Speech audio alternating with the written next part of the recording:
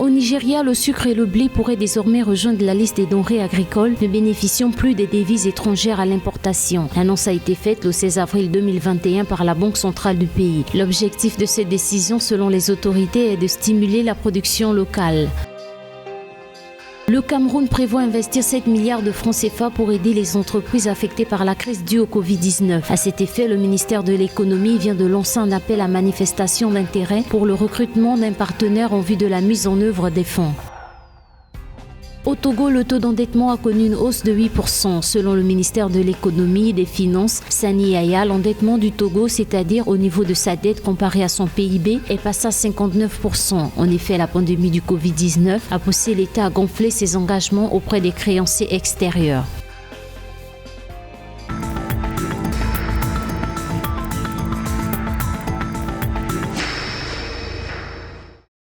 Le Nigeria ne fournira plus de devises aux importateurs de sucre et de blé afin de conserver les réserves nationales en dollars. En effet, la Banque centrale avait restreint l'accès en 2015 aux devises pour 41 articles qui, selon elle, peuvent être produits localement et a rallongé la liste depuis lors. Nourrissant ses 200 millions d'habitants grâce aux importations, le pays a décidé de rajouter le sucre et le blé à sa liste de restrictions de change. Cela traduit notamment une politique mise en place par l'État nigérian de protectionnisme afin de pouvoir favoriser les entrepreneurs locaux, une forme de production locale de ces produits, car on sait que quand on produit local, on peut consommer local et ça peut générer pas mal d'investissements et de croissance pour l'économie locale. Donc je pense que c'est une stratégie macroéconomiste protectionniste de la part du Nigeria. Concrètement, cette mesure devrait se traduire par la suspension des procédures de traitement des dossiers commerciaux liés aux achats de ces produits de base par les banques privées du pays. Elle s'inscrit dans le cadre de la politique du gouvernement visant à limiter les importations alimentaires et à favoriser la production locale mise en œuvre ces 5 dernières années.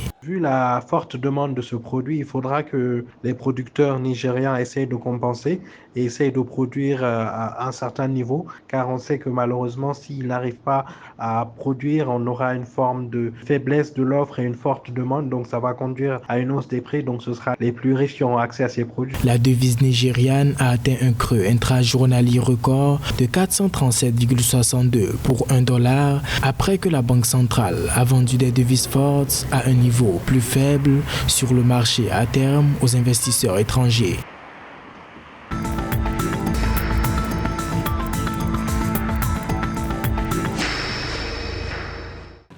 Afin de mieux relancer son économie affectée par la crise due au Covid-19, le Cameroun prévoit investir 7 milliards de francs CFA pour aider les entreprises. À cet effet, le ministère de l'économie vient de lancer un appel à manifestation d'intérêt pour le recrutement d'un partenaire en vue de la mise en œuvre des fonds. Les entreprises concernées sont les petites entreprises, les start-up, les entreprises innovantes dont l'enveloppe est de 1 milliard de francs CFA et du fonds de garantie en faveur de moyennes entreprises d'une dotation de 4 milliards de francs CFA.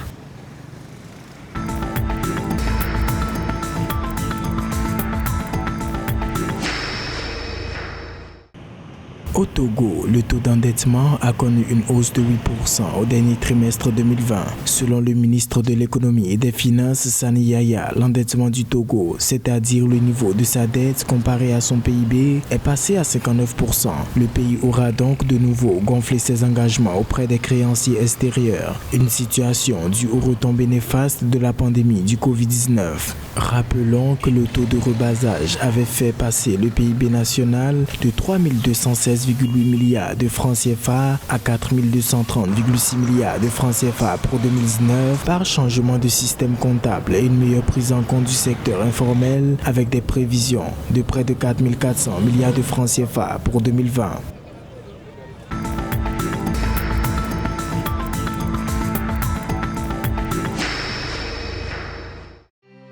30,9 milliards de francs CFA est la somme que prévoit débloquer la ministre ivoirienne de l'Éducation nationale et de l'alphabétisation, professeur Mariatou Koné, au fondateur des écoles privées. L'annonce a été faite par le ministre Koné lors d'une rencontre avec la conférence des présidents des associations de fondateurs d'établissements scolaires privés laïcs et confessions de Côte d'Ivoire. Notons que le 8 avril 2021, l'État de Côte d'Ivoire avait déjà payé une partie et aujourd'hui annonce payer les 30,9 milliards de francs CFA CFA qui restait. Pour rappel, les fondateurs des écoles privées ivoiriennes menaçaient de débrayer en fermant les établissements scolaires privés laïques et confessionnels.